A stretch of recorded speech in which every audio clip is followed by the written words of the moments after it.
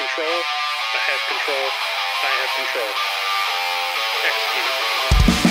I believe we're ready to go, sir. Are we? Maybe. Well, are we ever really ready to go? No, come on. We don't get paid for this shit. No, that's true. Maybe someday. Not even someday. It's never going to happen. Maybe someday. Your notes are excellent, sir. I have to say. Oh, are they? You, sir. What I'd like to do is pay you to go to classes for me and do nothing but notes. Well, that would kind of not be the same as taking the class. No, I would take the class. I just want you to take the notes. Oh, you would just want me to take yes. Yeah, I will yes. absolutely offer that service. And sell if people them. want to send, like, if they want to pay for me to travel with them to any class. Nice. I would totally take notes for them. I think you could sell your notes. No. Yes. Guaranteed. No, just send me to training for free. That'd be cool. We could just sell the notes. You could sell. You could say to everyone in class, "Listen, guys. Okay, so if you're interested, I will be taking notes for this class, and I will sell them at a medium price, and it's like you will have concise notes from your class, like the guy who sells notes in college or whatever." I don't know, because you could pay for the class. I probably okay. Do I think people would pay for that? Unfortunately, yes. But do I think they should? No. I won't condone that. And then that's part of the learning process is doing the notes. And then you would I would say instead of taking notes for people, you could offer it as a service post class, because then you could sell. Oh, something changed. Because then you could sell. The background noise changed. Yeah, I just muted one of the extra channels that we're not using. There's there was an audible difference when you did that. Yeah, I know. But seriously, I think like the notes thing is one of those things that it is a weak point for me because my handwriting is trash, and my shorthand is trash. So I have to make my notes and then I have to try and translate what I've written. Yeah. So, but I mean, just saying, part of that is you got to get better at it. That's how you get people don't like taking notes, but that's how you get better at learning stuff. Whatever your style is. I like to write everything down in a notebook, and then what I do is I take pictures of everything and then I put it into an Apple Notes. And I think that's huge because then if you lose the paper version, you at least have some kind of backup. Or if you transcribe it, you could just continue just transcribing it, I guess. But you could transcribe it, but if you have legible notes. If you have legible handwriting, I think there's a program that can take the writing off the page. But you have to have some really neat handwriting. Yeah, I've never had any success with those. See, I went to Catholic school, so I started out cursive. Yeah, me too. And then went from Catholic school to public school where they threatened detention if I didn't do printing. Oh, so really? Oh, yeah. So I have like this like hybrid printed cursive thing. And pretty much the same as everybody else? Maybe. And I write really small. Oh, okay. I can't write small, but I definitely, second grade was cursive class. So I remember doing that with Miss Paulson. So I had to learn cursive in Catholic school. Do you want to know how I learned cursive? How did you learn cursive? With a ruler held above my knuckles, and if you went above or below the line or in any way was too sloppy, you got smacked on your hand. Are you sure you weren't just a bad kid in other ways and they just took it out on you? No. The cursive was the excuse? Nope. These were old school, like black straight and out white, of like nasty nuns. Like black and white nuns? Yes. I had some progressive nuns. I had nuns that wore sweaters. But of course, for me, being the person I am, eventually I realized that I could break the ruler by just moving my hand the right way. And there was this one nun in particular that was really really had a good swack with it. And I broke a lot of her rulers, which, by the way, just gets you smacked a bunch with the brand new ruler. But it's very satisfying to see your face when the ruler breaks. Well, my mom, that happened to me with my mom once. She went to hit me, and I was getting older at that point, and she took the wooden spoon to me and broke it, and then got angrier because she didn't have the thing anymore. So I see how that goes. Yeah, yeah. My mom. There was a point where my mom was like, I forget what she had in her hand. She had something she was going to hit me with. And it was just a random thing because I was being a jackass. And then she's like, "No, you being a jackass? Can't imagine." Yeah, and she realized that. I think she realized that I was like egging her on, and she had this moment of realization of he's a lot bigger. Like there's this moment you saw on her face. Oh yeah. Like he's a lot bigger than me. So she puts the thing down and she says, "I'm going to tell your father." No, actually, I had that moment too with my mom. We were at the Route 18 flea market in like New Brunswick, New Jersey. And I remember this very clearly because I was goofing off. I was doing something stupid or I wasn't listening to her or whatever. And she went to smack me on the ass. And I went, and like my stepfather still tells the story because he was there with us too. And he gets such a kick out of it because my mom had that moment of instant realization that like, oh, this doesn't work anymore. This doesn't work anymore. Yeah. My dad, he was very good at stepping things up as I got bigger. Oh, luckily I didn't need the stepping up, but every now and, I mean, it was never like a smack, right? But like every now and then I would just get this knife hand to my ribs or my kidney or my hip or my neck. Like my dad knew all the little spots. So like whenever I would get a little too cocky, and then when I think I was 15, I walked over to him and I patted him on his head because I realized I was taller than him. And I'd said for like years, like the day I get taller than you, I'm going to pat you on your head. He uppercutted me into my gut so hard for the brief time that seemed like it lasted 10 minutes. I thought I was never going to breathe ever again. So yeah. Yeah, fun times. Good times. Growing up in the 90s. Yeah, it's almost like we survived. How old are you? I am 47. You're 47? All right, so I'm older. You're 9 years older than me. I am. Okay. So we're close. What? We're close. Like I think I was on the tail end of real kidness. Like I was I'm on that cusp where like, okay, I still got hit with wooden spoons, but I still learned computers in grammar school. Like, or in grade school, whatever it's called. So an early introduction into computers in like the new modern world, but still some of the old analog. Like I had a bike and rode around town, and got in trouble without electronic devices, and then got in trouble with electronic devices. Yeah, which was just as fun. It could be. It could be. But yeah. So speaking of electronic devices. I don't know where I'm segueing with this, but we can go into just welcoming everybody to the Berm Limits podcast. Brought to you by Bulletn.net. So hopefully you guys have been enjoying this engaging conversation about our past and being hit with things. Yes. And have learned something that, maybe if you're not a pansy with your kids, they might just turn out okay. It'll be okay. You're allowed to threaten the life of your children. It's your job. Right. No. I was like, wait a second, I wasn't listening to you. Yeah. He's like, yeah. Wait, no. Sometimes I just nod and say yes when you talk. Well, because like it's easier that way. But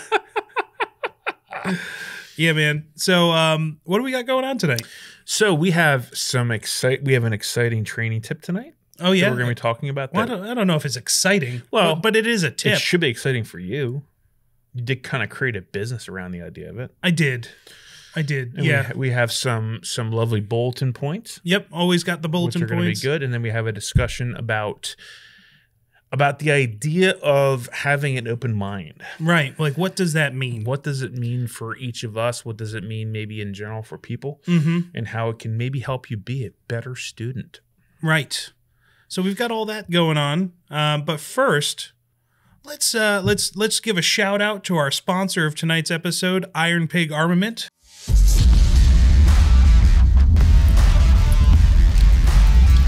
When you need a quality built AR that will hold up to the mud, the rain, the stress of real world use, look no further than Pig Armament.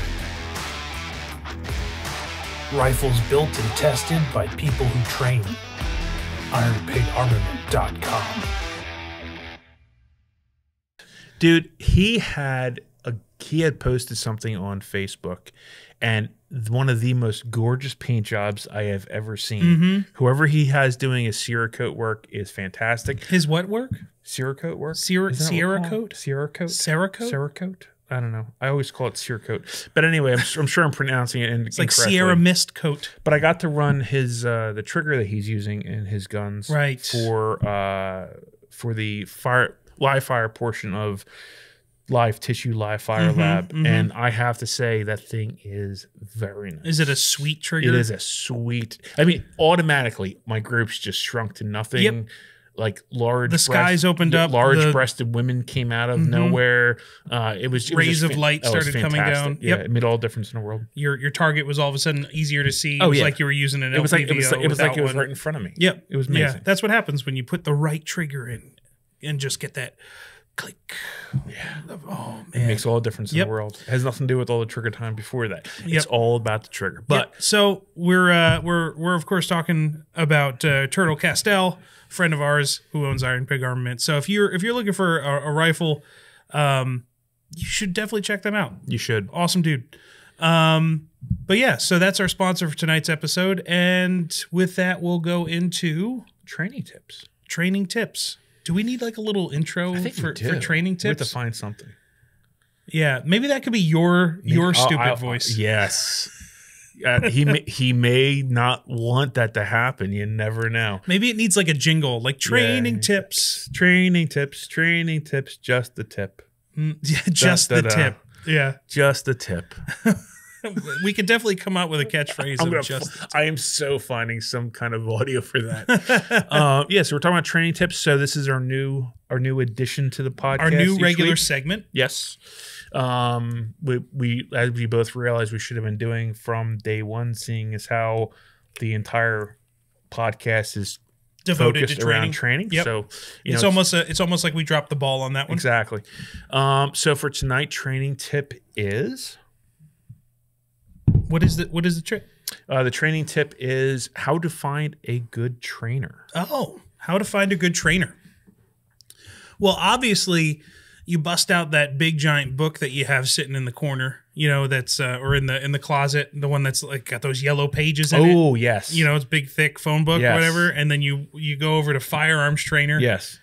And you look at the one that has the best like black and white or black and yellow ad. Right. What you have to look for is the guys that are like ex-SEALs that have really bad barbed wire or tribal tattoos. Like that's a requirement, right? Yeah. Like you can't be a trainer if you weren't a Green Beret. Like they should definitely advertise the rank that they attained right in the military, because that directly translates to how well they can train. Right. And that's really all you need. And like if they have skulls, targets like a bullseye, or like a snake, in their logo, it's pretty much instant credit. Right. I mean, I would hazard a guess what you would find if you could find a Yellow Pages and what would be under the listing for Firearms Trainer. I think there would be nothing. No. What you do is you Google firearms training. Right. And whatever Google throws up first is obviously the right answer. Yeah, it's the highest search result, means that everyone clicks on it, which means that they're obviously the person that you should go to. Exactly. We're obviously joking, folks. Please, I hope that you're not trying to find the Yellow Pages and or just Googling. So to start your search, one thing you could obviously do is go to, there's this website that well, okay, let's get it out of the way. Yes, bulletin.net. Bulletn. If you're listening to this, I know you know. Yes, so you should know. But it's obviously what I put together to try and make sure that people can find training online easily. Yes, that's vetted. And vetted. I'd say lightly vetted because I don't know everybody that's been to every class. However, I make it a point to personally connect with every trainer that signs up on the website, and which actually reminds me, I need to go kick somebody off the website tonight, because they dun, dun, dun. No, I mean nothing against them. They signed up for an account, and I reached out to them and said, hey, I need you to chat with me about what you do. And they never responded, so I kicked those people off the website. It's almost as if he takes some responsibility in people finding good training. Yeah, it means a lot to me, like to send people to good training. And I'm training can be a positive experience pretty much with everything. It's all about the mindset that you go into it with. So I just want to make sure that people aren't like, shiesty. Yeah. I don't like that. But what besides Bulletn, which is obviously a fantastic resource, what would you say is the first criteria on finding good training? So my biggest tip on finding good training is very simple for some of us, and for those recluses out there, very hard. You got to talk to people. Yep. I think again, not to plug what we do, but like something like the Bulletn community on Facebook, or there's other Facebook groups like Always a Student, or the Tactical Response alumni group, or the Tremis Dynamics alumni group. Alumni groups that have a robust and like well-educated community are great locations to find information about other trainers. And that's where I found out about everybody that I train with, right, is from friends that have trained with other people. That's your number one resource. People who have been there. And where are you going to find them? Well, you got to go to places where people who train hang out. Yeah, and I mean, I would focus. I would put the spotlight more on Always a Student instead of the alumni groups, only because you kind of have to have already done some training to be in those groups. Right. Well, Bulletn community, Bulletn community is open. Yeah, obviously. Something like the Bulletn community is open to everybody. So like that's what that's meant to be, is a open space for everybody to talk about training. Yep. And we're pretty good. I mean, there's some good conversation over there, and I'm not trying to just plug stuff that we do. It's just there's not a lot of resources out there that dedicate to that, but the few that do exist are pretty damn good at it. So that's my number one training tip. And honestly, I think I'd have to piggyback off of that, because I think any other way you're doing it, I mean, granted, can you go off of reviews like Google reviews? Sure. Can you go off of YouTube videos where they show a breakdown of what the classes are? Yes. But it still does not replace people's personal experiences with the trainer, with the facility. Because a bad facility could have a good trainer have a really crappy class. Sure. Yeah. The facility can affect the instruction. So I think that it 100% contacting someone that has trained with them before, contacting someone that knows the trainer, because the community is pretty damn small. Yeah, I mean that is true. Like everybody knows pretty much a little something about everyone.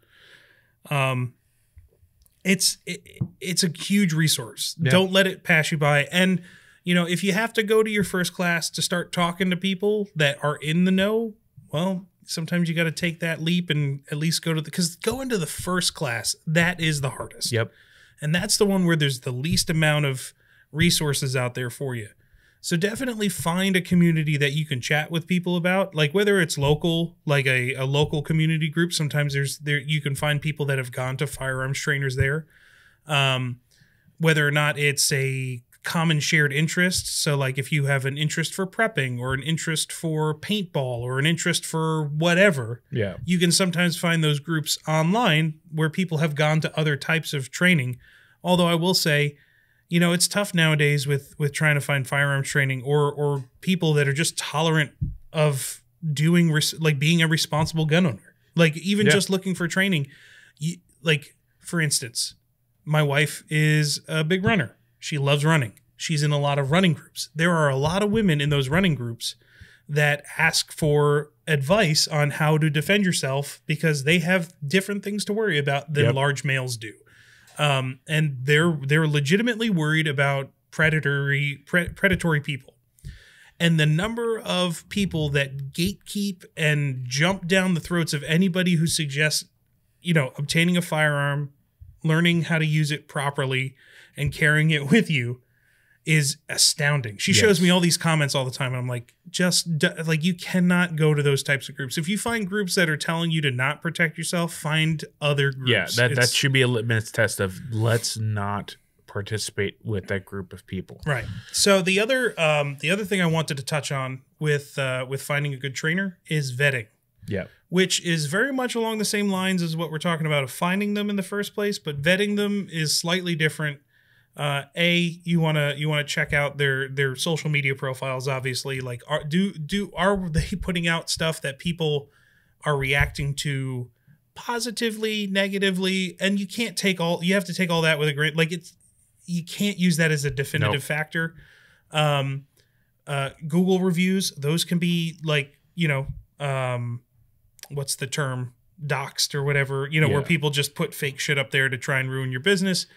Again, I think the best way to vet is through known sources, community groups, things that like finding people who have been places. But if you need to go outside of that, there are resources. And YouTube, while it is kind of like the affiliate, influencer marketing playland, you can find legitimate, great advice and good, tons of free knowledge. Right. And then if you find something and this is more of a plug for people like what James Yeager was for me. Mm-hmm. That dude put out a ton of great content, a ton of information, educated people over YouTube for years. There's other people that do that too. Gary does that a bunch with I don't education. think there's anyone that put out the amount of content over the years. No, it's impossible. Maybe what's the guy's name? Paul Howe. Yeah, Paul Howe. He was someone that maybe in contention, but like the amount of videos and information and just knowledge that he poured into that. Oh, you want to know another good modern example? Orion Training Group. Okay. I think they're down in Texas. Don't quote me. But those guys put out amazing, CQB informational videos. Right. I've watched them a ton. And I have people that have gone to classes they went to. Those two things combined are yes, they are on my list of I need to go train with them. So, there's many ways to find it, but there's definitely ways to vet your trainers. But ultimately, I think you at some point you got to pop your cherry. You do, even if it's just your concealed carry class. Most of them are virtually useless, but maybe it's your concealed carry class. Maybe it's an NRA instructor, something. Pop your cherry, go out there, shoot your gun, under instruction of some kind, and you'll have a better idea of what your next step should be, because you can twiddle your thumbs in your basement for years and waste your time. Yeah, waiting is not the answer. Nope.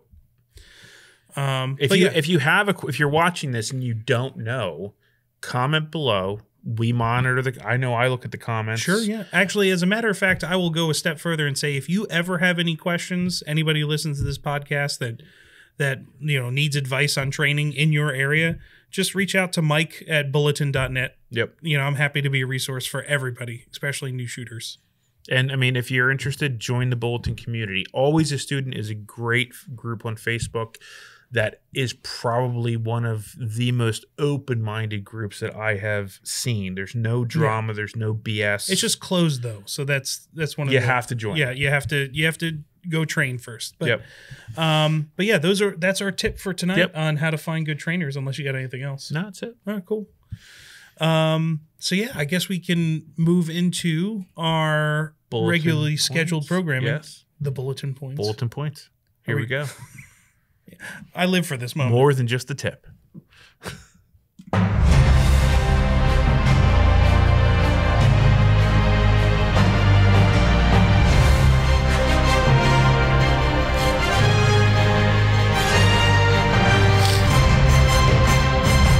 For April 29th, 2024, these are your Bulletn points.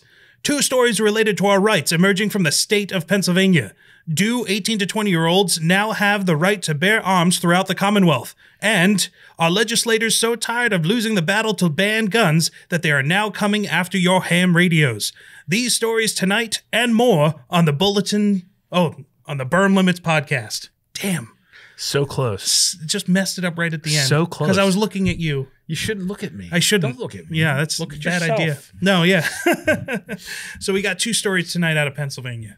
Our home state. You go first, sir. You want me to go first? You go first. Which one you want? So you're going to take okay, I'll take the other one.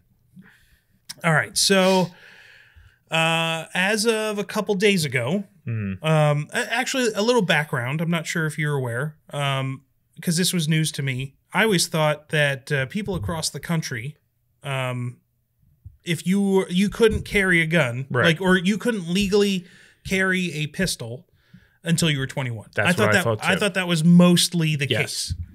Turns out, after digging into this a little bit, you can, like in most of those like constitutional carry states, like the permitless carry, it looks like those have a lot of those have opened up to like 18 through 20-year-olds.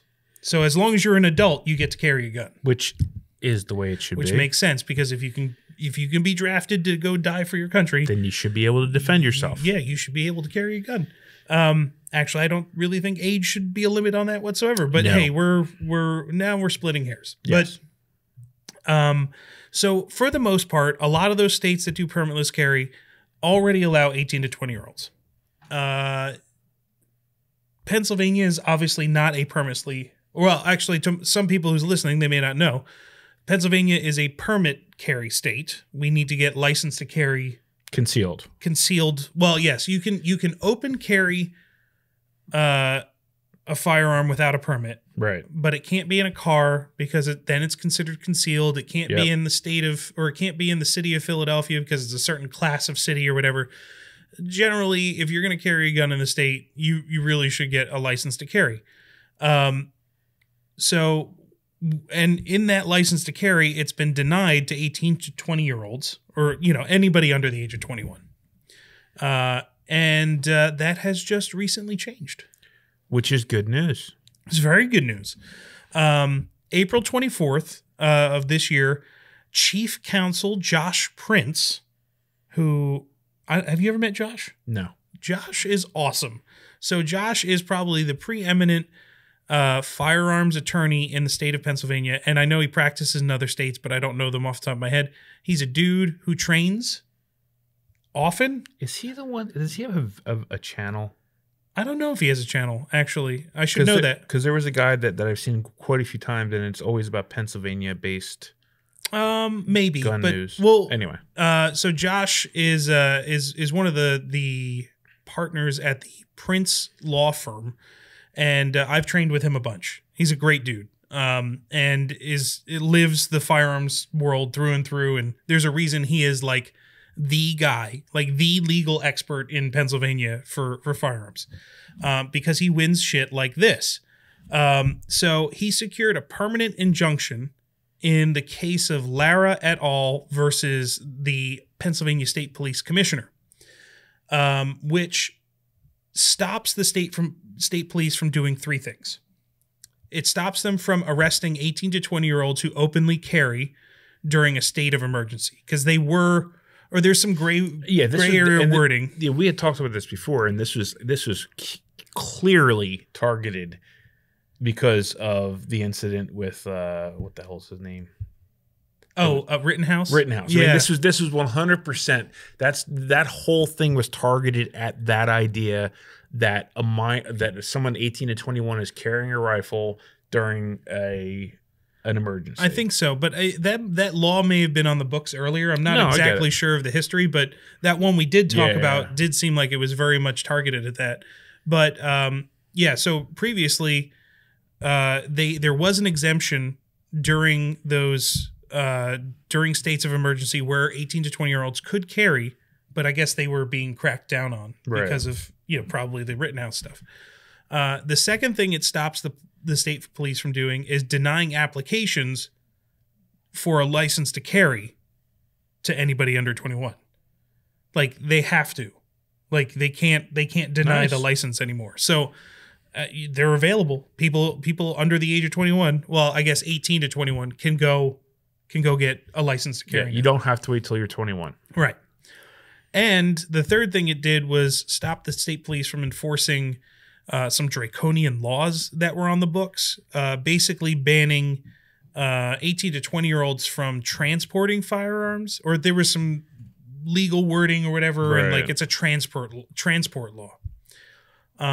So it does those three things. And it's pretty interesting because the unless that injunction is overturned, which I guess could happen or whatever, but it's funny because right now 18 to 20-year-olds actually have more protections. I know that was the interesting thing when I was reading through. It's like if you're 18 to 21, or it almost said that if you're 18 to 21, you don't need a concealed carry permit. Like it almost, like it was like so close to saying like if you're 18 to 21, you have constitutional carry. Well, sort of. So like I said before, there's that weird interpretation where you can't open carry a gun in a car in Pennsylvania because as soon as you get in the car, it's considered concealed. So that is around that transport law, which the injunction stops. But the injunction only stops at for 18 to 20-year-olds. That's fucking weird. So that's the kind of privilege that those guys have now. And, you know, that all may change. Laws change. Yeah. So I think the overall recommendation from Josh's law blog was to make sure that you go out and get your license to carry anyway, because you can get it now. Yeah. So, and that gives you the protection of being able to carry concealed. But yeah, I mean, I think that's a huge win, a great day for you know, Pennsylvania for freedom, because there's no, like, I don't get why we make this arbitrary rule where somebody who's 18 is an adult, but they're not full adult yet. I mean, legally. I mean, okay, so I guess it's like everything else. There has to be a line somewhere, you know. And I get it. I know some 26-year-olds that are are not mature enough in their mindset to be carrying a friggin' gun. If anything, they should have all their weapons taken away from them. But the reality is that everyone has the right to protect themselves. And just because you're 18 to 21 does not change your situation. Get this, I don't think that it changes your situation if you're 16. Exactly. Like, but the thing is, until you're 18, you're my responsibility. Yes. When you're 18, like, you are not you're no longer protected by your parents technically. Like, you're not under their charge all the time. You're an adult. So we know someone that their daughter doesn't carry, the father and or mother carries her gun. Yeah. So her gun is on their person, and God forbid anything happens, they would be armed by their parent. Yeah, that's fine. Now the question is, if you're, say, a 16-year-old and that were to happen, I'm very curious to see like how things would shake out legally. Well, you know what I mean? Like that's one of those, you know, you find out later. Yeah. Because right now, like, the most important thing is getting home, and then we'll worry about the legal battle later. But yeah, I mean, that's the way to do it. Like, if your family takes it seriously and your kid isn't allowed to carry themselves, and you trust them, and they're trained and all that stuff. Mm-hmm. Yeah, like I'm a big proponent of that. Yeah. Of like, hey, this is where this thing is. It is on my body here, and I have 2 of them. You figure, like, if you need it, that's where it is. Yep. Like, anyway, yeah. I mean, that's one way around it. But yeah. So I think it's important. I think it's important to keep these types of wins coming. Any move towards freedom is a good move. Yeah, and a big day for Josh. I'm a big fan of his, and you should all be too. Like, if you don't have a lawyer that you've already picked out and contacted. Or if you're not part of like a pre-established legal protection network type thing, like I cannot recommend Josh more highly as somebody that you should have like already a pre-existing relationship with as like a retainer if you take that stuff seriously. So yeah, I mean, like, so if you, I mean, this is a whole other subject, but you know, if you get carry insurance, whatever company you pick, it doesn't matter. I have USCCA. Actually, it does matter. Okay, it does matter, yeah. but find one that's reputable. You know, do your research. I have USCCA, and I went through the process of looking up who is in my area, and then I did a cross-reference with people that had actually. Because the other thing too is, if they haven't actually defended cases involving, you know, personal defense, you probably shouldn't be using that lawyer. Yeah. You know? I mean, you want somebody that's experienced that has a depth of knowledge in it. So, in other words, have that number handy, because the reality is, if and when you have to use it, you don't want to have to not have something like that on hand. Yeah. So you should definitely check out Prince Law Office's blog. That's where we got the story from.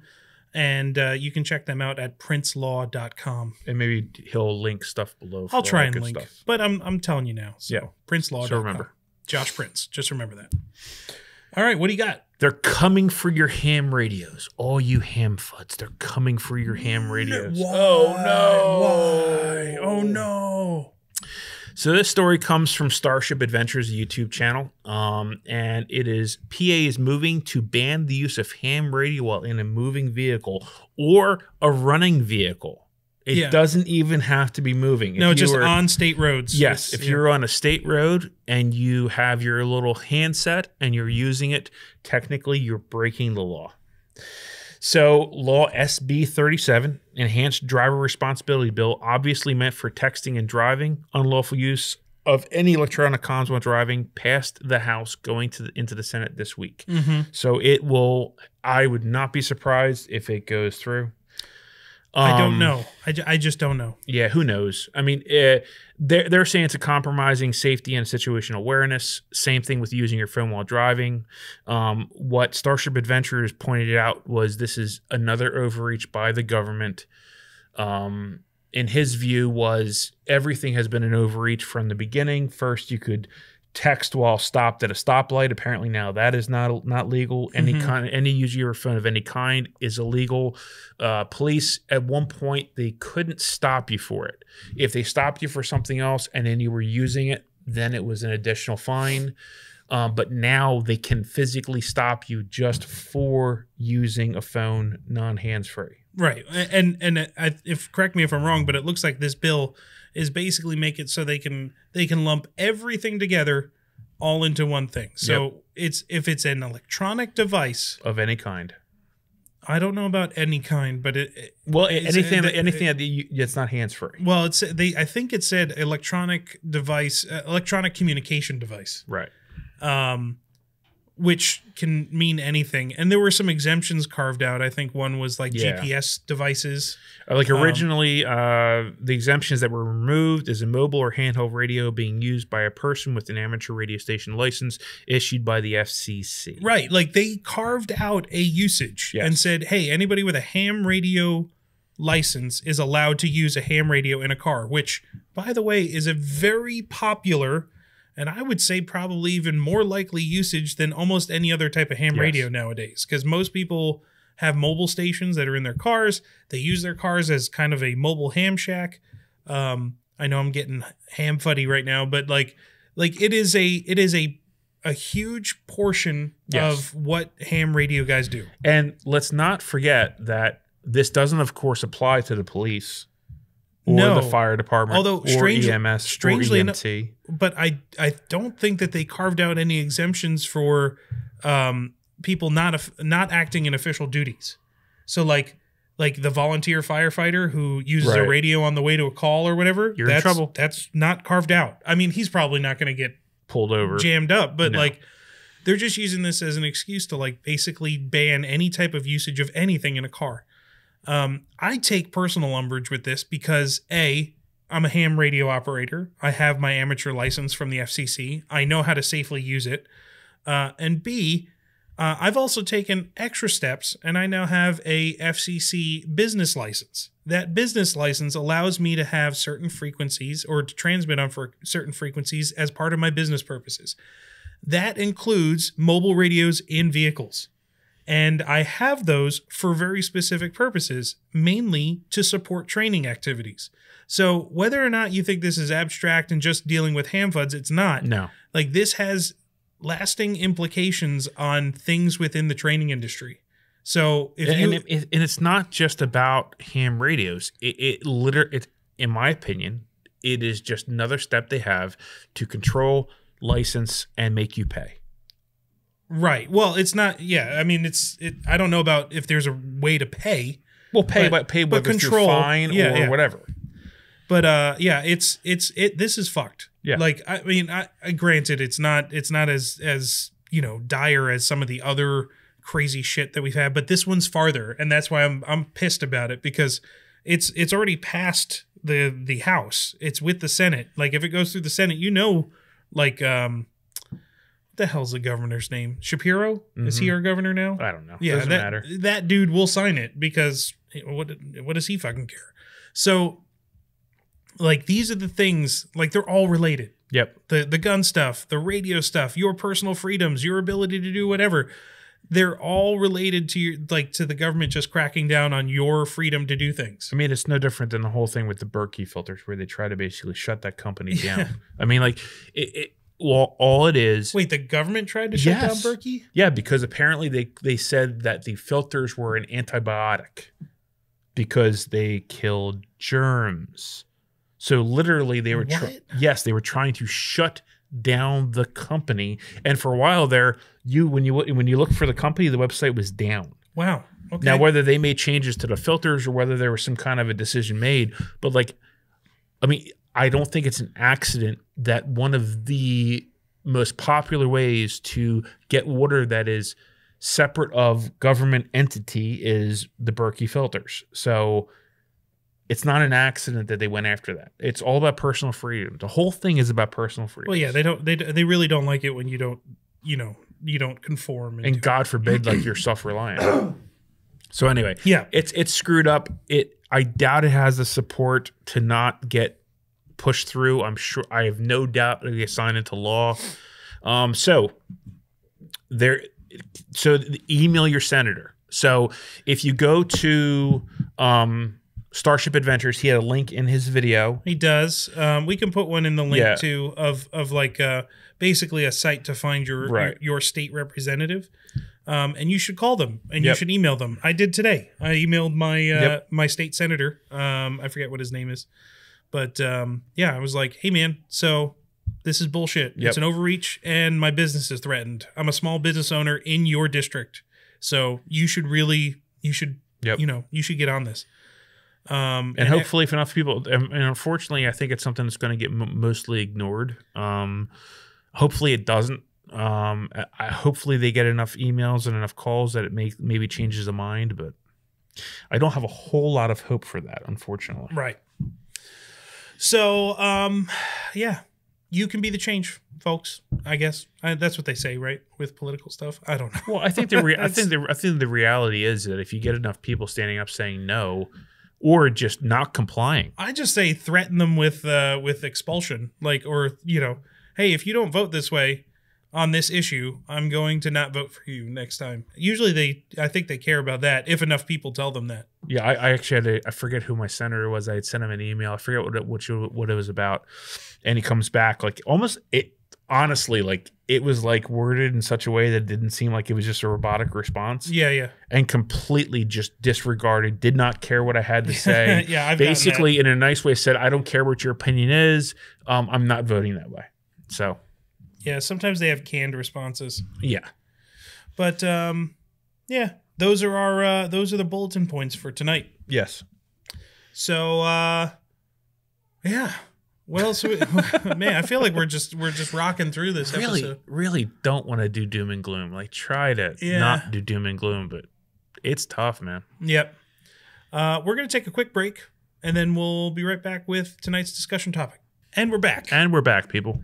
Sorry about that. Had to take a quick break. So, Max, what are we talking about tonight? So our discussion topic for tonight is, in my opinion, one of the most important things you can bring to any class, regardless of what it is. A belt. Not a belt. No, shoes. Not shoes. Keep going. Like a mag loader, like a mag lula, the thing that helps. No, close. That's Closer. very important. It is. Could be important. Tape. Not tape. No. A DeWalt fiber, a carbon fiber stapler. You're finding out what he has in his range bag. Keep going. No, sir. Actually, that's a coveted item that I don't have in my range bag yet. I know what to get him for Christmas. I have one of the metal ones, which is way heavier and stupid. So much heavier.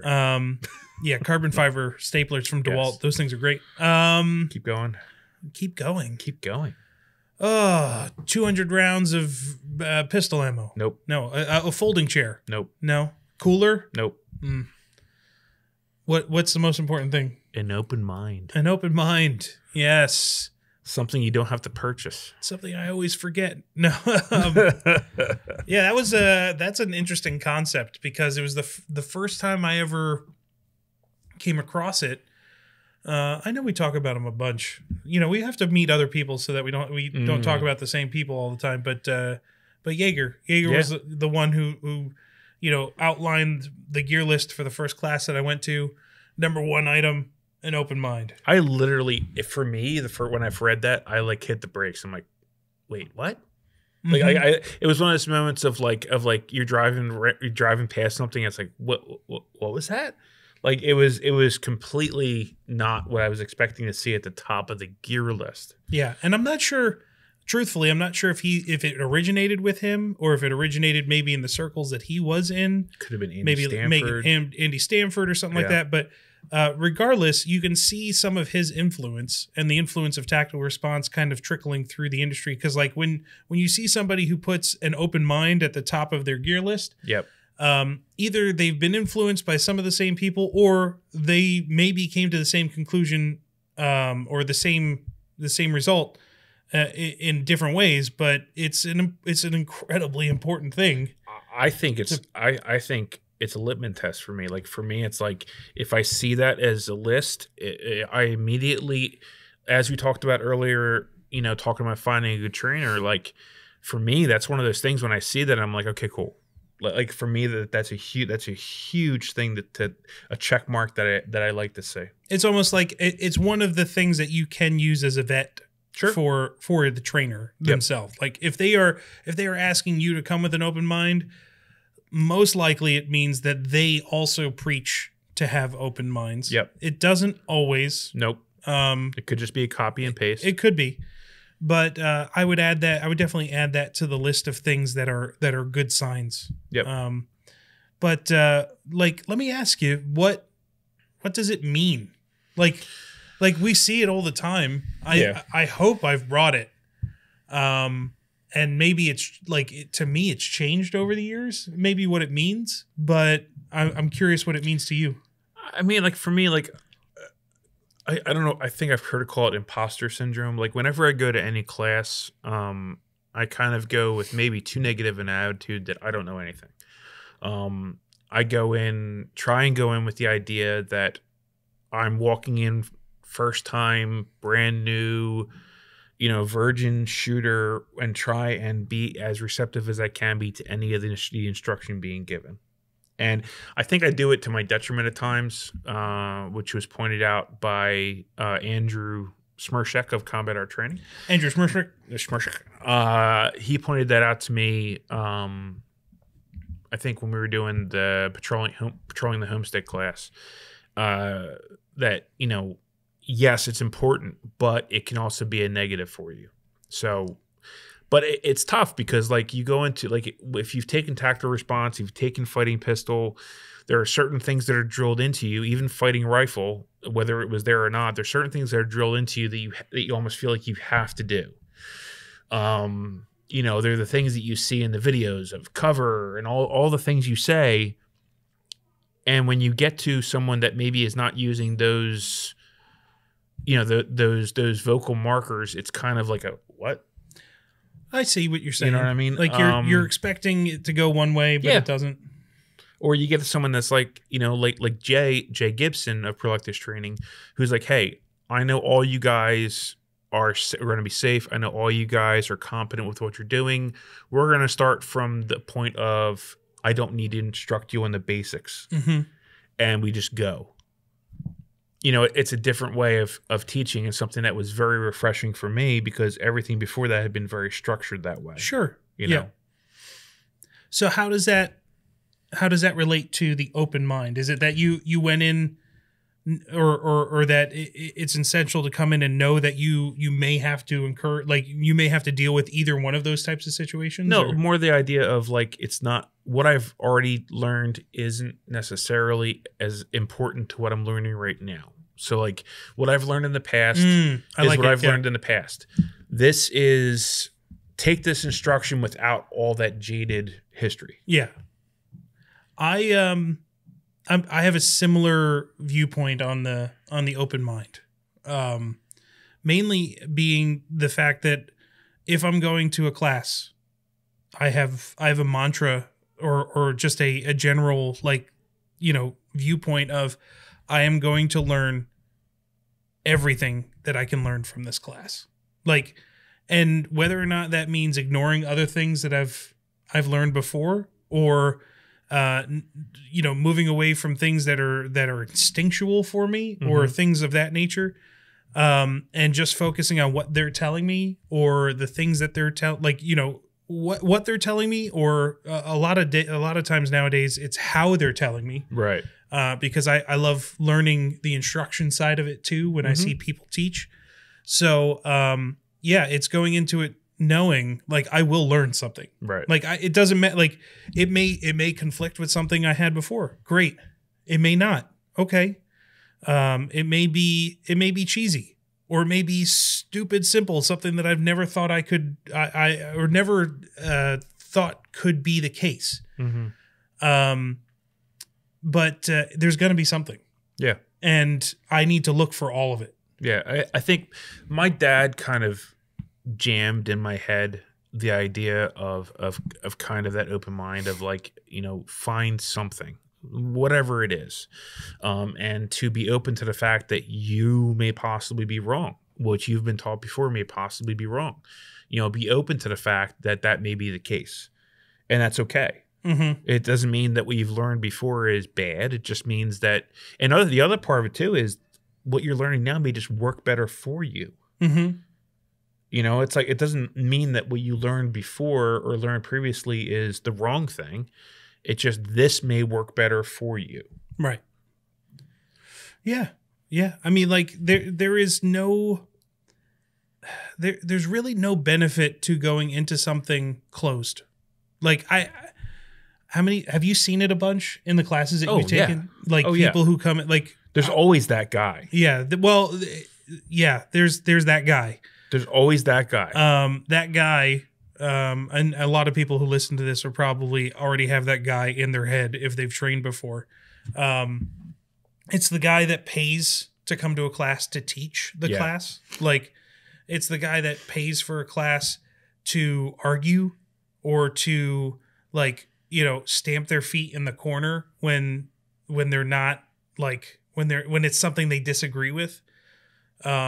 It's the guy that will not do the instruction. Yep. Like those guys, there's always them. Yeah. They're in every class. Let me tell you, it's especially fun if you're teaching it. Yeah.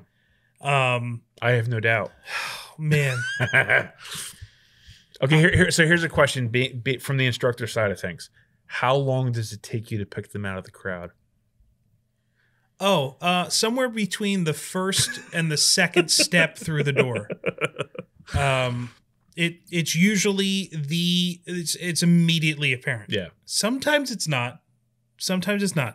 But I'd say 9 times out of 10, you will know as soon as somebody walks in the door, like, oh, okay, there's a chance I might have to have a discussion with this person today that is uncomfortable for them. Yeah. It will not be uncomfortable for me. I am teaching the class, but like, it will be uncomfortable for them because they'll have a choice to make of whether or not it's something they want to continue. Yeah. So I've only had to have a discussion like that like once, but man, it's tough to be up in front of a room or like just teaching a curriculum when somebody is there and wants all of the attention. Yeah. Like I find for me, like I do this, whether it's like I listen to the podcast with John and Amanda, and I mean, I may know the answer to the question, but sometimes asking the question starts a conversation that other people may benefit from. So whether I know the answer or not, if I haven't heard the question asked, I may ask the question simply because I know it's going to generate a conversation and someone else maybe get something out of it. Well, I mean, asking leading like questions, even if they are leading questions, that is a useful tool in a class. I've been in situations where I've been like in a class where somebody who disagrees with what I'm teaching, but if they're handling that in a way where they're not actively trying to dissuade others from listening to you, right. and they're saying, hey, well, what about this? Okay, well, let's talk about that. Or it could be one of those things where it's like, all right, well, let's not talk about that right now, but after class or during lunch or whatever, we could talk about that. Yeah. And those people who approach it, like, I would say that they're not closed-minded. They may be approaching it with an open mind, or maybe a half closed or something. If we're gonna get nuanced with like the mindset as you come up with, because you can have opinions. Man, I can't even tell you how many classes I've been in where I just had to bite my lip. From just not wanting to, like, I disagree with this instruction wholeheartedly. Like, I think what this person is teaching right in this moment is unsafe. It's not my place. Yeah. Like, I have to sit there and I have to be a good student, because that is what I paid for. I didn't pay to come in here and argue with anybody. That is counterproductive to everything.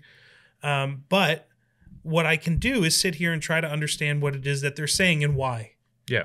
Because maybe there's a reason behind it. Maybe the particular avenue that they took to which I may not agree with comes from a place that I do agree with, or like some sort of impetus that drives that. Right. That we can all agree on. It might be something just as simple as you find a way not to do something. Right. Sometimes that's as valuable as anything else. Of, oh, okay, 100%. I am not going to do it that way. Right. And you didn't have to pay the price for finding that out. Right. Like, I am not, like, I've been in classes where somebody has used military jargon a lot. Now, that may have been because they were in the military, but I learned in that class, I will never teach through military jargon. Right. Like, that was a foundational moment for me, because I went in there and said, okay, I may not agree with what, like, it has nothing to do with what they're teaching me right now, but the methodology in which they're teaching it, I feel, is not resonating with the students in this class. So I went in with an open mind to go, okay, I could still learn something from this, or even something that wasn't the main point being taught. Yep. So, I mean, like, I talked to Andrew right after he had taken the Tremis classes down in Florida. Oh, yeah. And one of the things he commented on is, like, there was something he said to me. He said, I think that's all instructors at a certain point. I think you guys are looking more for the way they're teaching the class, or the way the curriculum is shaped, or the flow of the class. And that's what he commented on. He said the way that class flowed has now changed how he's going to teach his classes. Because he's looking at it a different way. He's taken so much instruction that he's now looking for different things and different components. Yeah. He's way further down his path because of that reason. And I think it's probably the same for you. Like, you go to a class, you're looking as much at the instruction as you are at the information being taught. Now, get this. Here's the other side of the coin, too.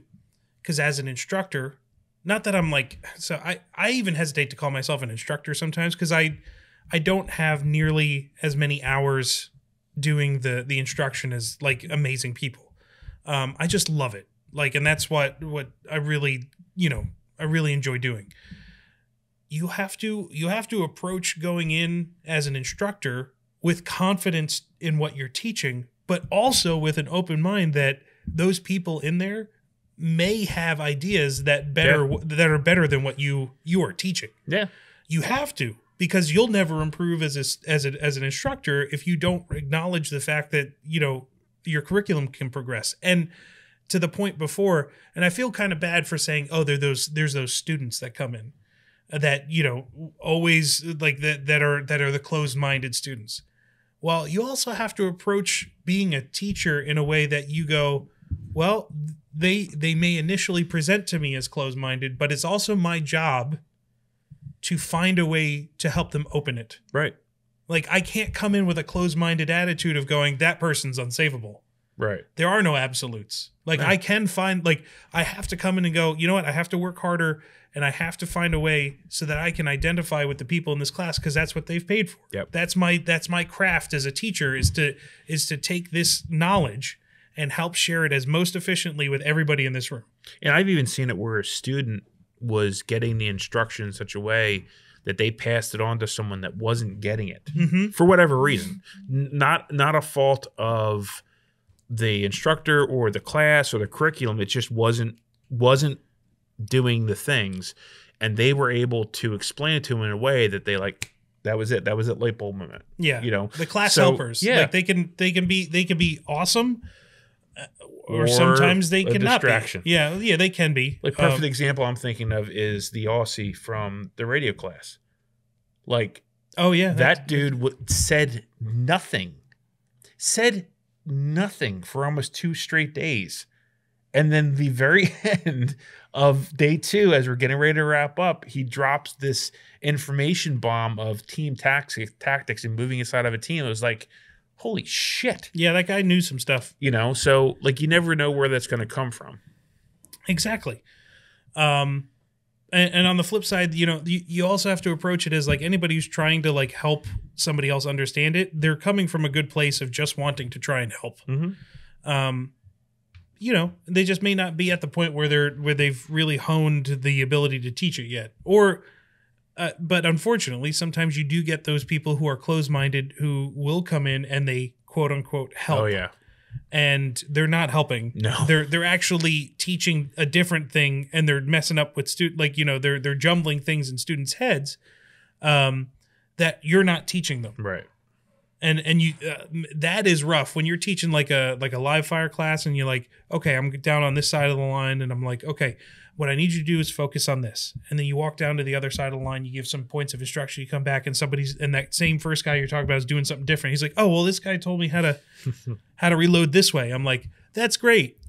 But don't do that. Exactly. Yeah, because we're not working on that right now. We're working on trigger press and and you just have to, sometimes you have to address it. Sometimes you have to roll with it. And it's like, you know, and you have to, you know, whether or not it comes from a helpful place or not a malicious, but a like, you know, closed-minded place, you have to address that. It's difficult. I've only seen it a few times, and it's one of those things that I'm still getting better at myself. Like when I'm in a class environment. Well, and especially if the student has some classes behind them, and they're coming from a place of, whether it's wrong or right, coming from a place of having done it a certain way and been instructed a certain way. I mean, that's got to be tough because you're kind of fighting 2 battles there. Mm-hmm.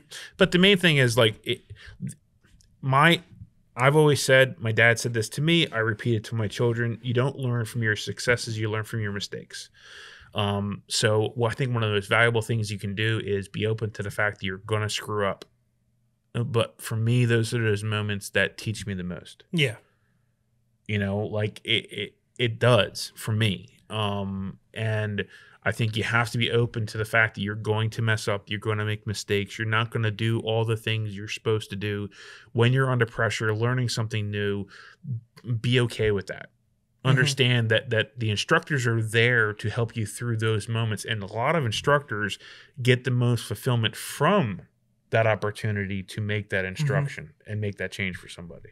You know, there's something that you're hitting around, and you had mentioned it before too, in like your own journey of like, okay, sometimes I approach things like I'm harder on myself than I can be, which is one of those things like, you know, I think is really important to talk about on the open-mindedness front.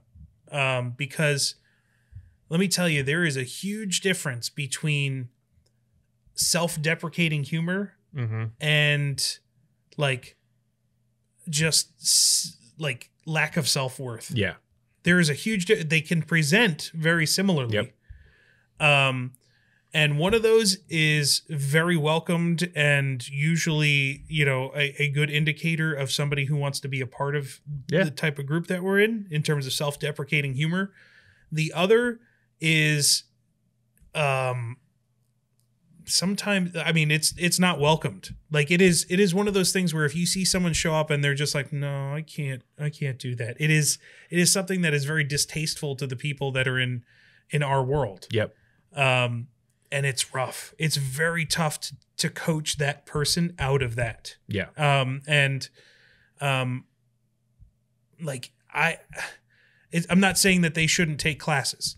They absolutely should, because they need the confidence boost. Yeah.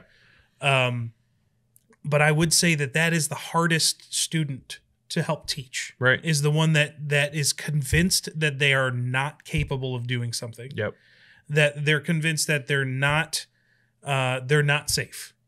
Yep. Or they're convinced that they're not accurate, or that they're not worthy of whatever, or that they don't really deserve to be there amongst the others. Yep. And that's the thing that, like, there are some external factors that, like, we should be doing as a community to help with, in terms of, like, the gatekeeping and, like, making sure that we make people feel welcome. Those things help immensely for new students. And I think that's a natural place that women find themselves in our community, in this community, is that place of, like, you know, I'm not that guy, you know. Like, I see a lot of women that start there, and I can only imagine. It's not just women, bro. No, like, I know. It is. I have seen it across the board. Right. Like, it's somebody who comes in and has, it's a fear. Right. And you know what? They've at least overcome the fear of going to the thing. Yep. But sometimes they hold on to it. Like, it's weird. It's a hard thing to describe, because it's almost like people hold on to, like, insecurities and fears because that feels more comfortable. Yes. Like, that is more secure to them than breaking out of it. It's a known quantity. Yeah, it's a known quantity of like, I know I can't be good at anything. And it's like, no, you can. You are. Like, you're here. Like, let's get after it. And I've seen people break out of those shells, and man, that's the best feeling in the world, like, as a fellow student, as an instructor. But that is, and it's almost like, it's hard to describe, because a lot of what we talked about is the closed-mindedness from a arrogance factor, almost an ego factor. This is a closed-mindedness due to a, like, lack of, like, no ego, like no confidence. Yeah. And it's like, oof, that's a tough place to be. It's rough, because the reality is, at that point, like, you literally are playing psychologist or whatever therapist, because you're trying to get them out of their shell and show them that they can do it. Now, granted, I don't teach classes, but I've been training guys at what I do for 30 years, and trying to get a guy to realize that, yes, you can do this thing. It can be tough, and some people respond well to being firm. Some people respond well to being their buddy. My joke is always, the beatings will continue to morale improves. You know, and I'm very, especially in what I do, I am very much, I'm very confident in what I do, because I don't really have to think about it anymore. I know that I know what I'm doing. But trying to get someone to see that they know what they're doing too. And something as stupid as just picking something up a certain way, it sounds silly, but, like, man, like, some of these kids that we get, and they're not kids, they're in their 20s or 30s. It's like, oh my God. Like, I've seen Max do what he does. It's very physical, and I've seen him do it with a broken arm. Yeah. And he's very impressive at it. I mean, it's one of those things, like, you know. And you can imagine whatever that is in your head. Yes. Yes. Whatever it feels. Hey, you know what? If I'm in your imagination, I'll take it. There's lube involved. There is actually lube involved. I know. Sometimes. That's why I made that. When you get over your hands, it just makes things awkward. I'm gonna try and make this as uncomfortable. Oh, please. Good luck with that one. As innuendoed as possible. Yes. This is gonna go downhill and down. A bunch of sweaty dudes always getting sweaty it on dudes covered in lube. It's great. Moving heavy things, in awkward positions. You got to use your legs, sometimes your crotch. You never know. You got to squat. Right? Oh, you got to always have to squat. Yep. Always squatting. But yeah, trying to get someone out of their shell to realize that they can do it too.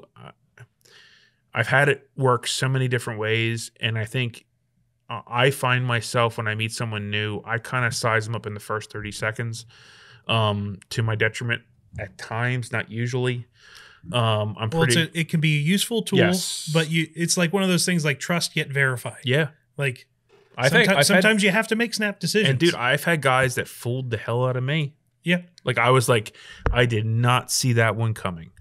But for the most part, I've got a pretty good barometer for that stuff. And it's interesting, because when you get that guy, and I know exactly what you're talking about, when you get that guy that, like, just assumes he can't do it, it's rough. And trying to find what's going to bring him out of it, it can sometimes you aren't going to be successful with it.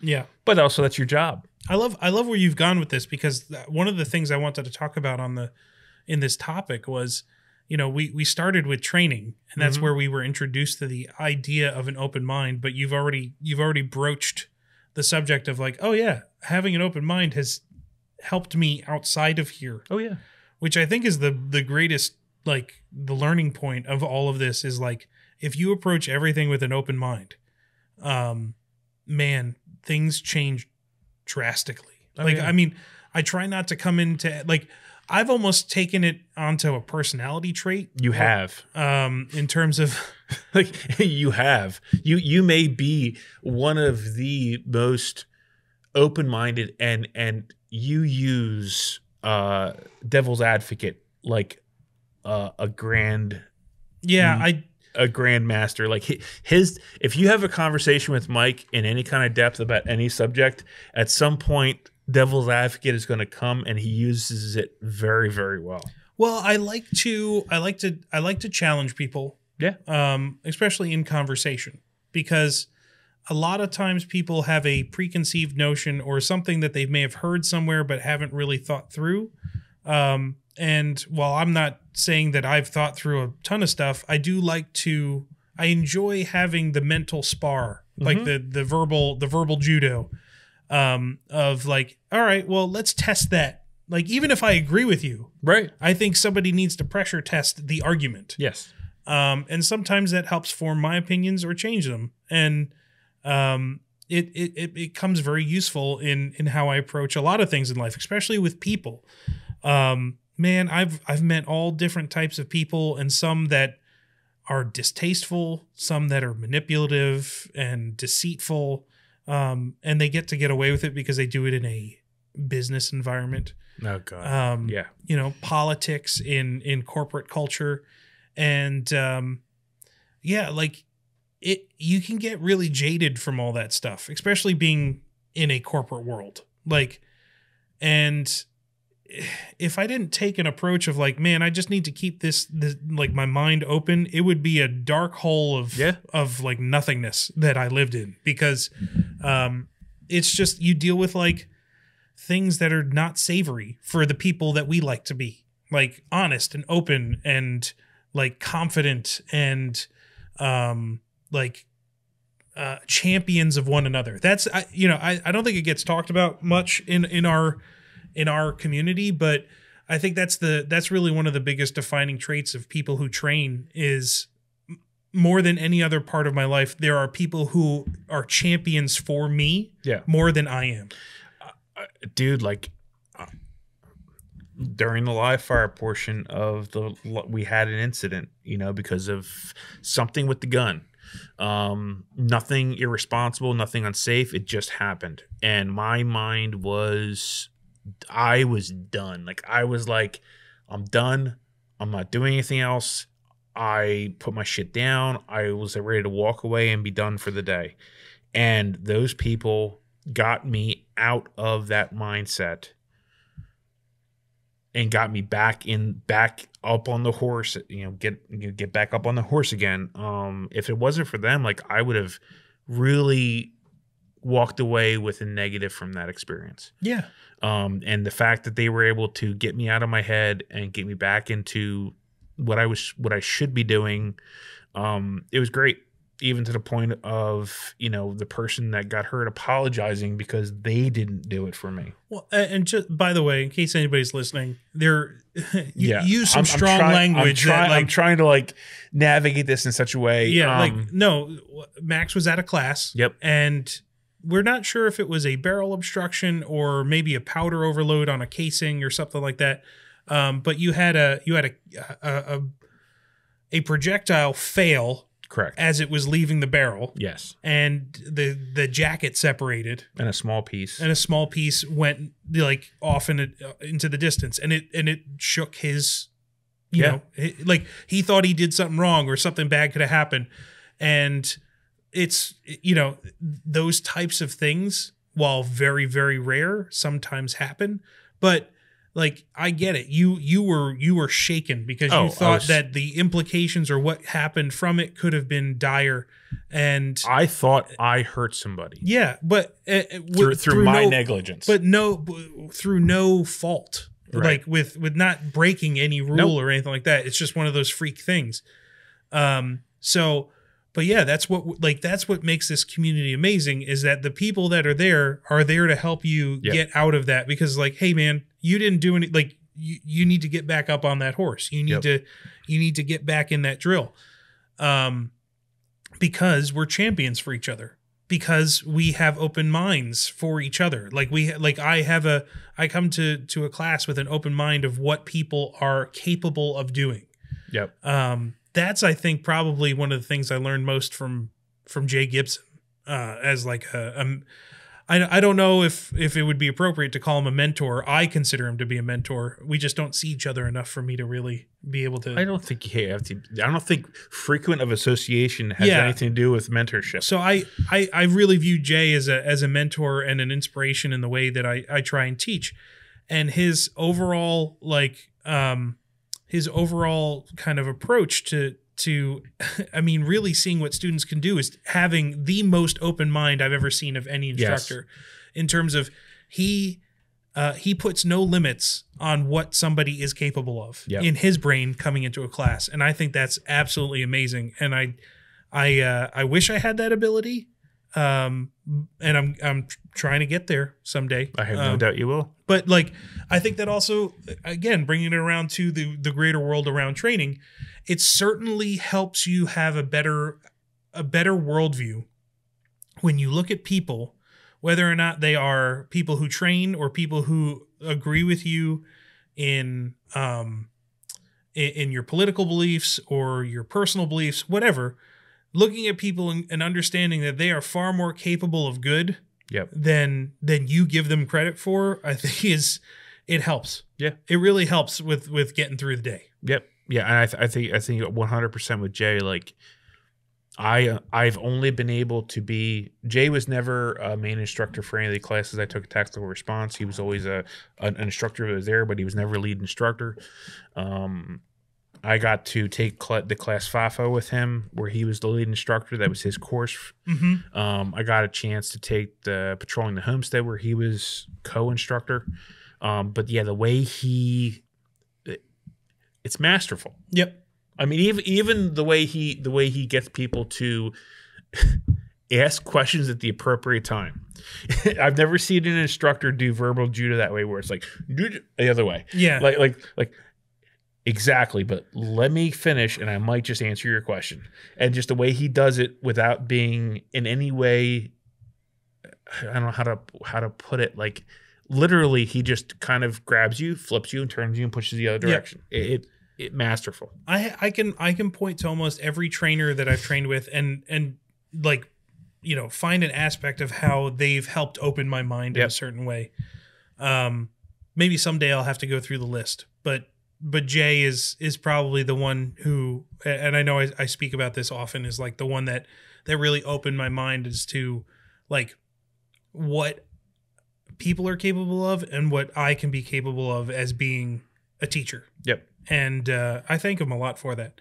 But yeah. So what else can we cover on what is an open mind? I think we've kind of run the gambit. Have we? The most important thing is that if you go into something thinking that you know what the answer is going to be, keep your mouth closed and listen.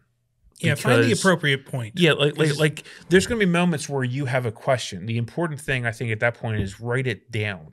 Like, when you have the question in your head, and for me, I'm one of those people where my mind goes so many different tangents and directions that I'll forget what the question was. Write the question down. And then at the end of the instruction, you may find that you got the answers for the question. Mm-hmm. It doesn't mean the question wasn't important, but there may be a time for that. Yep. And I think writing that down, it helps you listen, because instead of waiting to ask the question, you are instead open to listening what's being told. Yeah. I would say my parting words on open mind is, and I know we didn't really talk about this much, but try to unlink ego from the things that you know. Like, I mean, you should really try to unlink ego from everything. But kill that fucker. If you're presented with information that makes you feel that is a pretty good indication of ego coming into play. Yep. Like if you're presented with something that you don't agree with and you get angry at it, or you're frustrated with it immediately without second thought, that is a good indicator of something you should work on. Yeah. Because you may be right, but you got to unlink the emotion from the knowledge, because if that emotion is there, that will be the thing that closes you off. Yep. So that took me a long time. I'm still there. I still do it. I still go to classes, and if I disagree, I get defensive, and my mind shuts down, and I have to work at it. And we're all that way. Well, it's how we're programmed as people. But I also think the more training you take, the more training you do, I think it's hard. In some ways, it's harder. Sure. Because I use the word jaded. And I think the jaded, it can be as a positive or a negative. I think go both ways. But you find a way that works for you. You find a way that you're training, like for dry practice. Taking the classes with Andrew and taking the class with Sonny completely blew my head off with the way I was practicing, because I realized like I'm practicing in such a way that I'm penning myself into like a path, and it's not the best way of doing things. Sure. So like even something as simple as that just blew my head off. Mm-hmm. So it's got to get harder the more you do. Yep. Yeah, man. I mean, mindset, open-mindedness. It's tough to achieve it right, but stick around and find people that are doing it and that you trust, and try to get a sense of how it is for them. Yeah. And how they achieve it, because it's invaluable. Yep. 100%. Cool, man. So I guess that wraps up our discussion topic for tonight. A little heads up, we will probably not be having a podcast over the next, I'm going to say at least week, maybe couple weeks. I have surgery next week. You do? Yeah. So I'm going in for bariatric surgery. I finally, all those people on YouTube that tell me I'm fat and I shouldn't train, I've just listened to them finally, because they're right. They're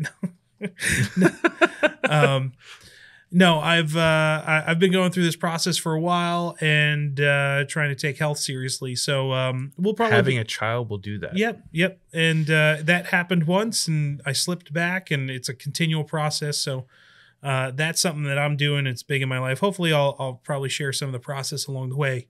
But yeah, we're probably going to be off for a couple of weeks while that happens. Yes. So, or unless Max wants to just do shit on his own. Hey, I'll be down here, and it'll be nothing but talk with Max. Yeah. Well, you also have your own channel. So, I do. So you could spend some time doing. I should do videos on mine too. Oh my God, I've got like 5 that like need to get done. So yeah, at least 5 that I know of that I have to. Well, no, there's more than 5. There's probably 10 or 12 that I have to get done. Yep. Well, there's a whole list that I have on my computer of like videos that I want to do, and there's just never enough time to do them. So the next video you see from me may be coming from the bathroom. Exciting stuff. Stay tuned. Yeah.